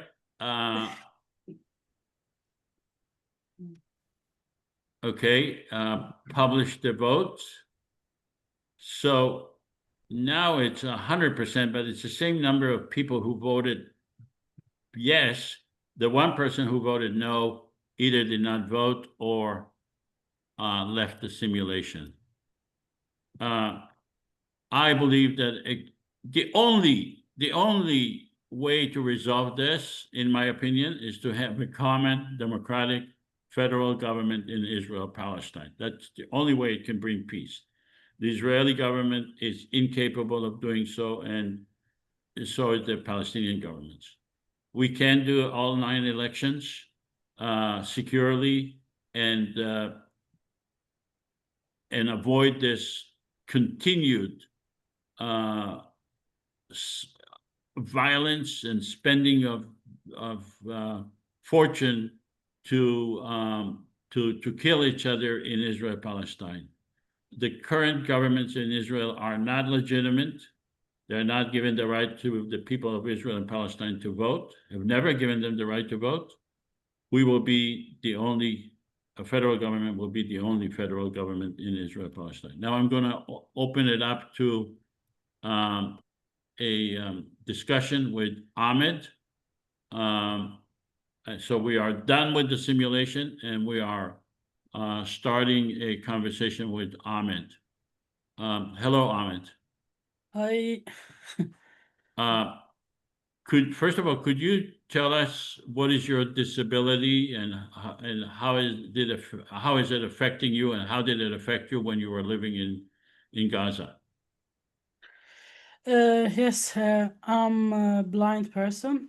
I cannot see anything. And when I was young, I could see a little bit. And I remember one incident when I was 6 years old. It was the wedding of my cousin, and my cousin lives close to the border. And I was, after it's done, it was like night. I was going back to my uncle's house. And instead of going to the right, I was walking in the street, and instead of going to the right, I went to the left. And actually, the left took me to the Israeli border. And I was going there, and like all of a sudden, a Palestinian checkpoint stopped me.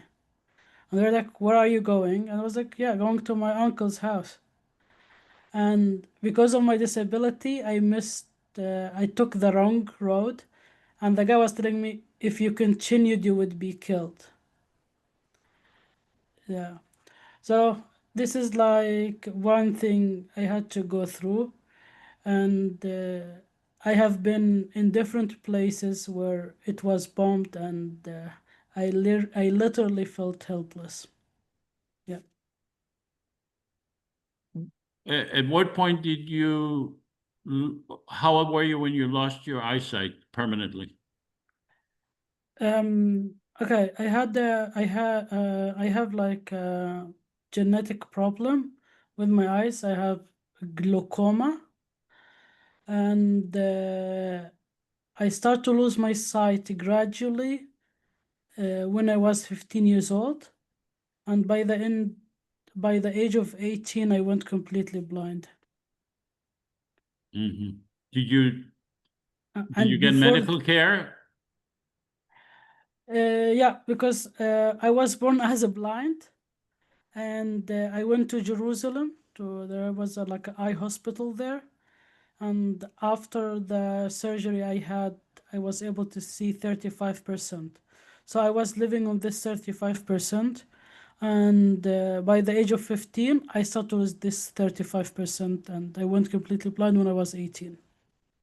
So as a 3-year-old, you had a surgery? As 11 days old. 11 days old. Yeah.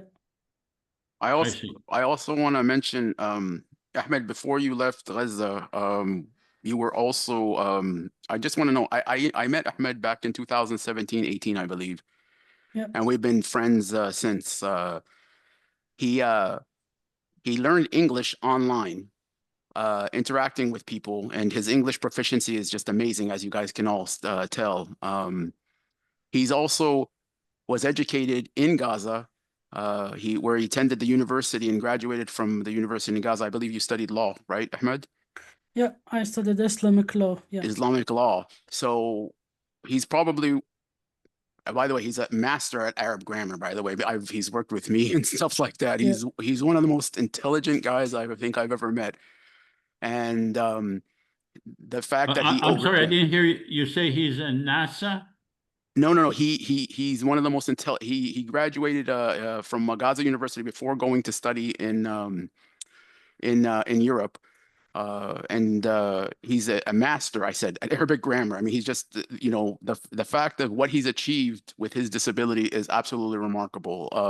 His skill for memorization, his skill for just information and things like that is just incredible. So in addition to his knowledge of Palestine, his organic opinion about the situation in Gaza, and now working in international social work and stuff like that, is just amazing, the obstacles that he's really overcome. It's an amazing person, by the way. Have you Thanks. had any experience in which bombs or were exploding in your area and you had to evacuate rapidly? Yes, I can take you on a journey with me. In 2014, there was a war in 2014, and my house is close to the border. And in that night, I remember we could not sleep, and our house was literally dancing because of the explosions. And I remember we wanted to leave, but we could not because it was night. So my family decided to leave in the dawn. And we were walking in the street, and I remember my sister is telling me it was smoke everywhere. And yeah, at certain point, my sister was panicking and not able to walk, and she was guiding me because I'm blind.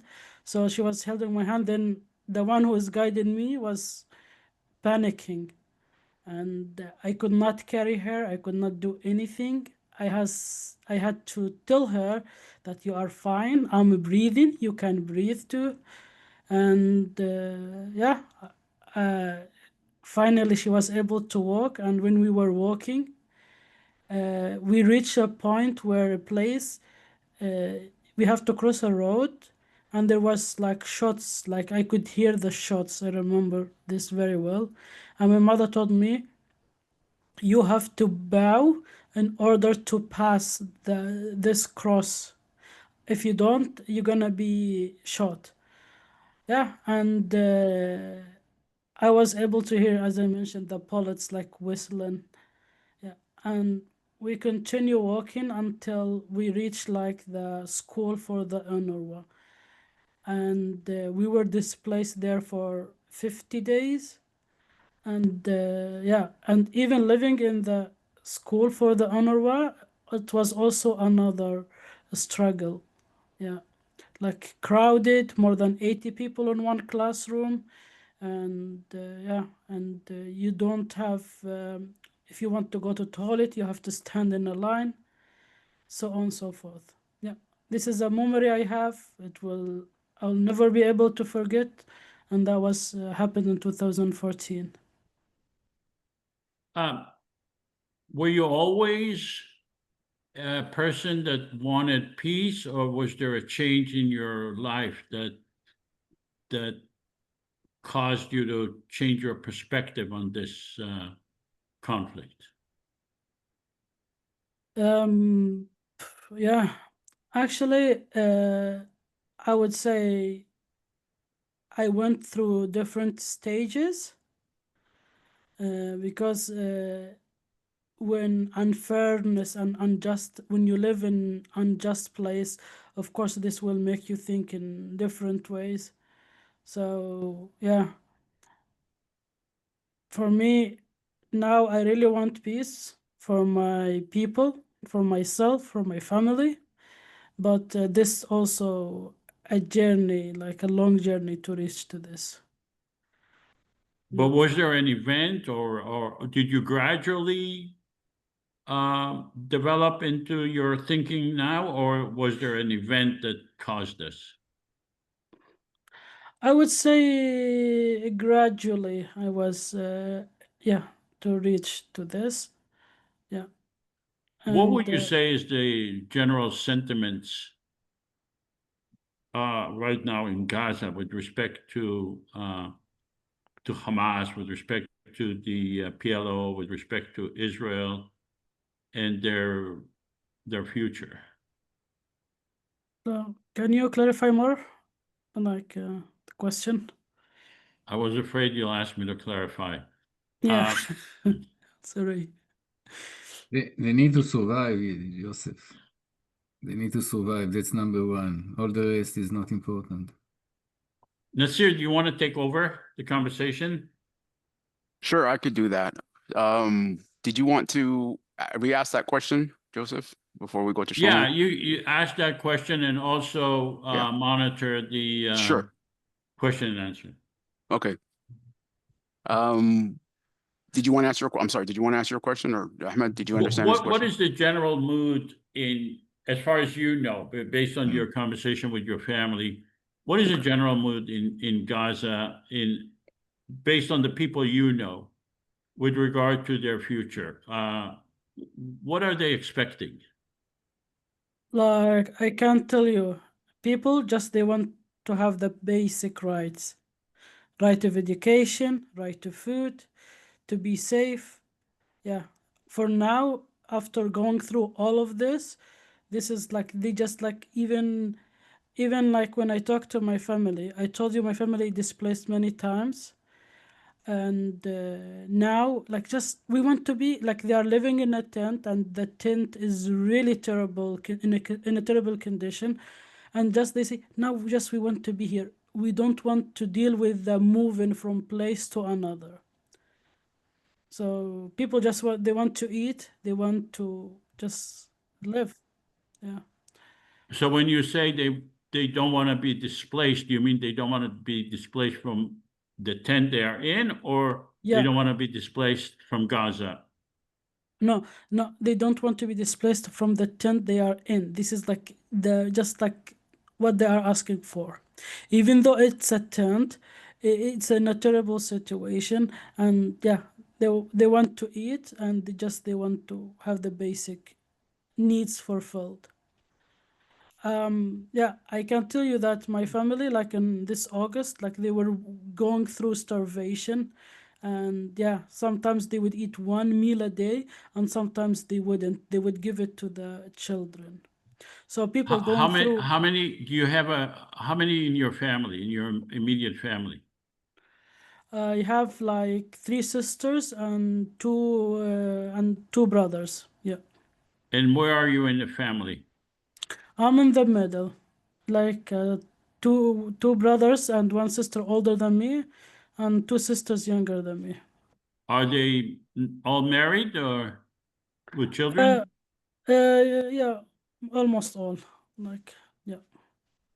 How do they view you being outside of Gaza? Are they are and how do Huh? you view them being outside of Gaza? Inside Gaza. Inside, they're Yeah, inside. yeah, I know, but you are yeah, yeah. outside. Yeah. Yeah. So I'll tell you what exactly my mother every time whenever I talk to her, she tells me, "Thank God that you are not here. Thank God that you are not going through this." So they are happy for me to be out because I'm blind. Then it would be even going through this as a disabled person. It's gonna be very difficult. And how do I view them? Like from outside, I feel helpless. I want to help them with whatever I can. I do not want him to go through this, but unfortunately they did. So yeah. And I think, sometimes, Ahmed, I was gonna say that the toll among Palestinians, and it's different. There's Palestinians with family in Gaza like yourself, and then there's people like me who my family's in Jerusalem, so they don't see what's going on in Gaza or are affected directly by the war. So how do you deal with that sense of like hopelessness and like you can't do anything? That I mean, does it affect you psychologically? Like I'm noticing that a lot of Palestinians are actually like seeking like counseling and stuff because the witnessing this is that something that's I mean I don't want to put you on the spot here, but it's been definitely like for how should we say psychologically traumatizing as well for people. I can't imagine having like your mother and your father and your brothers and your sisters there, but even for Palestinians like us, we're just watching this happen. We're not the same people anymore. It's like I feel like our psychology has really like changed. Do you think that this has done this to you and to the people of Gaza? yeah, as we say in Arabic, you put your hand on the injury. Yeah. Actually, for me, like it is affecting my psychological, mental health, yeah, massively. And for example, yeah, I'm always asking myself, why is me, like, who is able to survive and to live and to enjoy the Netherlands, but not my family? And another thing, I'm always dreaming, having nightmares about my family that they are attacked. I'm also having this nightmare that I'm back to Gaza and I'm stuck there and I'm being attacked. So yeah, it's What what a what lot about of guilt? traumas. Like, do you ever feel like guilty that like this is happening to people while you live like far away and like Yeah, and I'm telling you, like I'm not able to enjoy living here because it is, yeah, I'm always mm, thinking why it is me. What did I do differently? Like, don't they deserve also to have the yeah, same life, if not better? So yeah, like all of this is just it's yeah. hard to swallow, hard to And think, and yeah, Joseph, I just want to let you know when Ahmed left to the Netherlands, I actually spoke to his mom, and the thing about mothers is that she was he's and actually when the war broke out, I connected him. I put a three-way between him, his mom, and him, and her first words was like, Ahmed, don't be sad. Ahmed, be okay. The main thing is you're okay, and don't even think about us. That's what her exact words. I remember that conversation, and I was thinking like, this is a woman whose family was fleeing their home because and eventually the home was destroyed, and she was the one reassuring him yeah, rather than him reassuring her. And I was sitting on the phone listening to this conversation, and like I didn't know what to say. It's like she's like, don't worry about it. Don't trouble yourself. Continue doing what you're doing. And don't even think about what we're going through. We're going to be fine. Just you take care of yourself. That was the words of his mom at the war. And I will never forget that phone call. Um, yeah, I yeah. think Heather wants to ask you a yeah, go question. ahead, Heather. I'm sorry what's going on, but go ahead, Heather. Thank you. You know, Ahmed, I'm struggling to understand how anyone is eating in Gaza at all. I mean, barring this few hundred trucks that have come in since the ceasefire, but even before that, I don't understand where is anyone getting sustenance in Gaza or any amount of electricity or any sort of, utilities or I just, I see the images of what's going on there, and I'm having a very difficult time understanding how any life-supporting supplies are existing there at all. Can you explain that at all? Yeah, I don't know. I don't know either, to be honest. I can I can tell you a small story happened 2 months ago with my niece, and she was crying to my sister and telling her, "I'm hungry and I want to eat." And my sister was telling her, "Stop crying. I cannot do anything for you. And my niece, who is 3 years old, was an innocent. She said, my stomach is hurting me. My tummy is hurting me. What if you don't want me to cry? What do you want me to do? So this is really literally her words. Yeah. For now, like, I think things are entering. Like, the situation is better, I would tell you, for my family. But it's still like, yeah, one meal they have from the charity. Today I asked them because I managed to talk to them. They had like rice and they have to eat it, and that's it. This is the only thing they got today, is one meal, and it was rice by the charity. Thanks, Ahmed. Yeah, I just don't get how the people who are there. I mean, you see people walking around, and I just don't get where the sustenance is coming from. I mean, of course, there are those situations like you just explained, and that's happening. I don't understand how the rest of the life that is still continuing, where on earth is it coming from? I mean, are there stockpiles? I don't get it. It's You Did mentioned anyone? that there was that your family is suffered or continue. I wasn't sure from starvation. Yeah. Yes. Could you explain what is that? What is what sort of starvation they're suffering from, and how much food are they able to get, and from whom, and what is the way it is being distributed? Like, for example, my family went for some days without food. Only Without water. food? Yeah, yeah, only water, and even the water they have is dirty water. It's not clean water. Also, yeah, my father, he has diabetes, and he has to take his medication. Also, he has to eat, and yeah, and a piece of a bread, like, they could not find to give him. Yeah, and I have, yeah, yeah, Wow. I. How old is your father? My father was born in 1959, so he is 60 something. Yeah. What does he do for a living, or what did he do before the war? Yeah, my father is a farmer, so he was working on the, yeah. Yeah, He he's a was farmer. working in the farm in Gaza? Yeah, yeah, our farm. He's a farmer. Oh, you had your own farm? Yeah, yeah. What were you growing?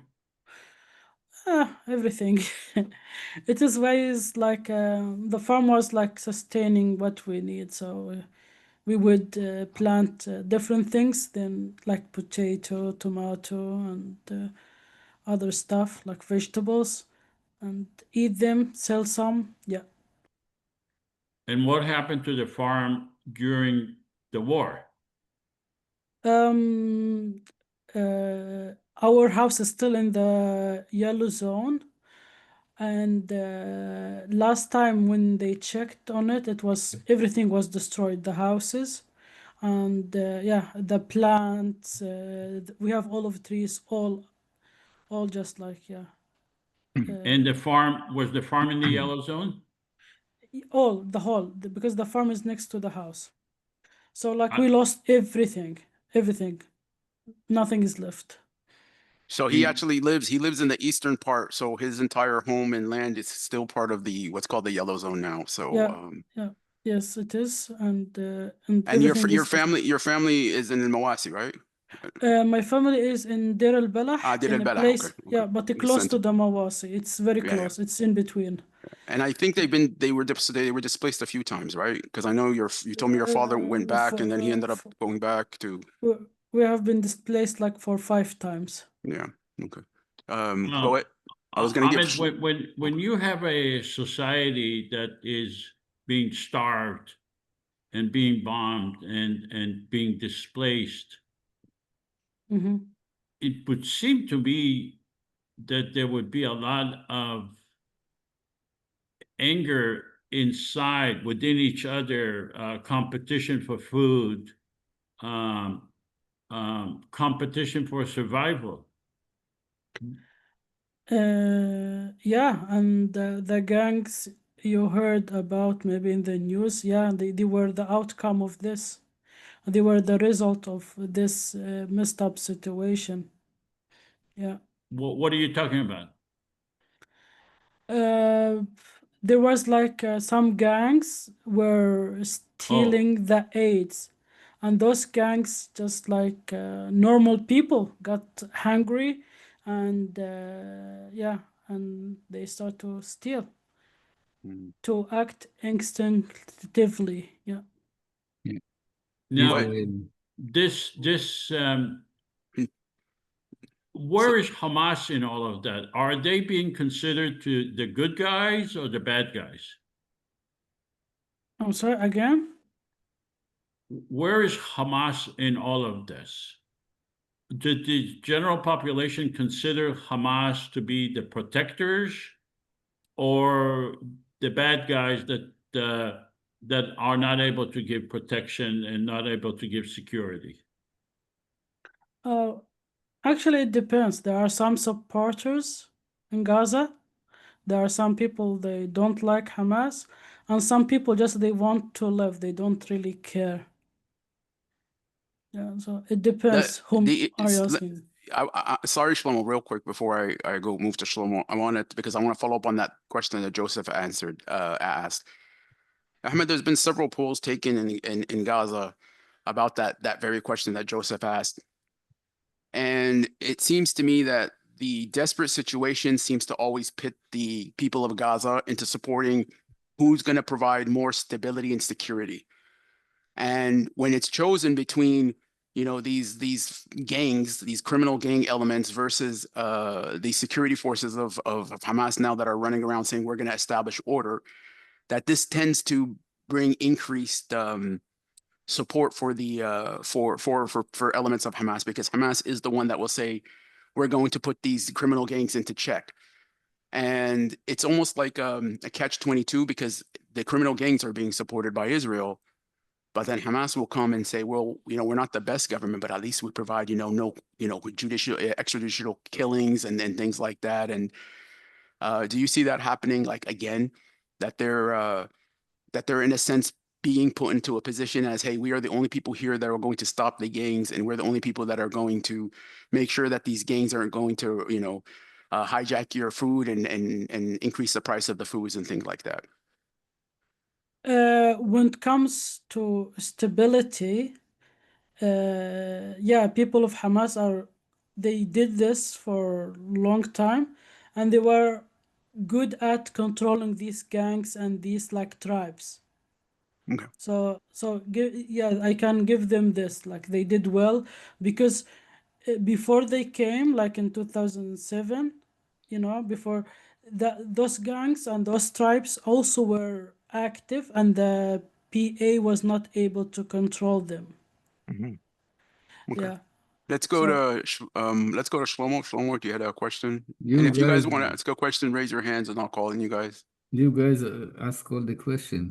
Oh I would gosh. I would just mention one thing that I wonder whether people in Gaza are aware that all billions of people are now pro-Palestinians, and what happened in Italy, they closed everything.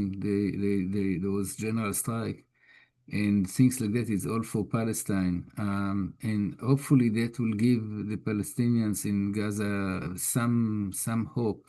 Although right now the starvation and survival is the main thing. Yeah. It's interesting because, and maybe Ahmed can answer this, like Ahmed, that when the ceasefire proposal was being presented, we had a lot of people who were criticizing it and rejecting it in the West, saying, this is a surrender, this is pro-Israel, where like people like me were more reserved and said, the main goal is to stop the killing. And even though you had about 860 Palestinians that have been killed since the ceasefire, and I believe it was Hanan Ashrawi 3 days ago, she was interviewed by Channel 4 News, and she said something very important. She said that instead of hundreds of people dying a day, now only 10 are dying a day. So yeah, we did not perfect it. We didn't get a good solution, but we went from mass killing to just a lot of people being killed because, of course, 10 people a day is a lot of people. Was that the ultimate goal, that accept anything as long as it leads to the stopping the mass murder of people? Yeah, yeah, this is the problem actually, and it's even before the war, before 7th of October, that was almost the situation for Palestinians. Palestinians are always being killed in Gaza or in West Bank. So yeah, so I'm happy that the ceasefire happened, but also you see, like, we are still being targeted whenever the Israeli military wanted. So yeah, but what to do? Do you have another option? Unfortunately, Of course, Mm. if I'm gonna to choose between being killed 10 or 100, I'm gonna choose the 10. I mean, I have no Yeah, choice. yeah. Mark, did you want to go? Yes, thank you. And again, my first encounter with, I think, all of you here, and I'm very appreciative having learned of the conversation and appreciative of what people are bringing, and particularly, Ahmed, what you bring to us today. But I wanted to drill down a little bit more on my suggestion regarding Palestinians in the diaspora having the right to participate in the election of their leaders, because I do think that what is required for the federation to move forward is raising the trust level, reducing the fear level, and I think that Israelis might be more willing to trust Palestinians if they felt that the leaders were selected based upon the broad Palestinian diaspora from around the world. Anyone who felt that they were a member of the Palestinian community, if they were able to weigh in on electing Palestinian leaders, such as Hanan Ashrawi and others who are really very reasonable voices, I think that Israelis might be more willing to enter into agreements with Palestinian leadership. So I know this is not specifically germane to this conversation, but I think that this conversation, looking to Palestinian and Israeli governments to agree to a federation, would be more likely if Israelis felt the Palestinian governments were more representative of the broader Palestinian community worldwide. Mark, the thing about what you say is that I remember back in 2005, maybe before, it was a little bit after that, but Salam Fayyad, when he was prime minister, Salam Fayyad did a lot of things. He actually brought a lot of prosperity to the West Bank, economic reforms, transparency. And I have to say that he was probably the most moderate Palestinian you've ever come across. And he ended up quitting. He ended up quitting being prime minister because he said, despite my efforts to bring transparency and peace and stuff, we still saw increase in settlements. We saw increase in violence against Palestinians. And I think that the reality on the ground for Palestinians, and Ahmed, I'll let him talk about this more, is that it seems to me that they're saying that we're waiting for the moderate Palestinians to speak. And then I look at people like the people who made the film No Other Lands. One of them who was murdered by an Israeli settler. We look at people like Isa Amro in Hebron, who's beaten up literally every day, who they call him the Gandhi of the Palestine. We look at someone like Marwan al-Barghouti, who they call the Nelson Mandela of the Palestinians, who's been in prison now for 23 years. It's the question is the moderate Palestinian voice is speaking, is actually in power. They are actually the majority. The question is, where is the Israeli moderates? Where is the Nelson Mandela of Israel? Where is the Gandhi of Israel? These are the people who need to take power. They're the ones who have the power. So whether or not the Palestinians like myself who do live abroad right now, or Palestinians who live in Palestine, we actually have a more unified voice. And we actually are the people who are promoting peace and coexistence. But it's our Israeli counterparts who unfortunately are serious lacking about this. I don't know, Ahmed, maybe you want to say like... For Like, And yeah, I should add that they're the ones also fueling that people who call for peace and reconciliation are laughed at in Palestinian society because they say, look what you guys been doing for 30 years. And where did it get you? We got a genocide in Gaza. We have settlers running rampages in the West Bank, beating people just for harvesting their olives. So where is this reconciliation and peace? Obviously. What yeah. it's all Israel.